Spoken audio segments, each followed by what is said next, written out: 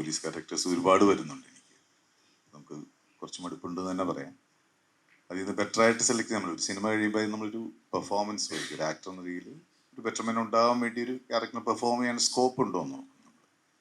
ഈ സിനിമ അത്തരത്തിൽ എനിക്കൊരു സേഫ് ഏരിയ ആയിരുന്നു. കാരണം ജിത്തിൻ്റെ ഡയറക്ഷനിൽ എനിക്ക് പെർഫോം ചെയ്യാൻ നല്ല സ്കോപ്പുള്ളൊരു ക്യാരക്ടറായിട്ട് എനിക്ക് ഫീൽ ചെയ്തു. പിന്നെ സേഫ് ആയിട്ടുള്ളൊരു സബ്ജക്റ്റാണ്. ഇപ്പം ജോജു മറ്റ് ആർട്ടിസ്റ്റുകളും എല്ലാം ഉണ്ട്. ആ രീതി വേറൊരു നെഗറ്റീവ് ഷെയ്ഡ് ഉണ്ട് ഈ ക്യാരക്ടറിന്. ഒരുപാട് ഇമോഷണൽ അങ്ങനത്തെ ഒരുപാട് തലങ്ങളിൽ കൂടെ നമുക്ക് ആക്ടർ എന്ന രീതിയിൽ പരീക്ഷണം നടത്താനുള്ള ഏരിയകളുണ്ട്. എനിക്ക് പറ്റ സ്കോപ്പ് ഉണ്ട്. ആ രീതിയിലാണ് സെലക്ട് ചെയ്യുന്നത്. ഇപ്പോൾ വനിതാ പോലീസും കൂടി ഉള്ളൂ ചെയ്യാൻ. ഈ നെഗറ്റീവ് ഷെയ്ഡ്സ് എൻജോയ് ചെയ്യുന്നുണ്ടോ? അത് അതിനെക്കുറിച്ചൊരു സ്വാതന്ത്ര്യം കിട്ടുന്ന പോലെ തോന്നുന്നുണ്ടോ? എനിക്കിഷ്ടമാണ് ആക്ച്വലി ചെയ്യാൻ, വളരെ ഇഷ്ടമാണ്.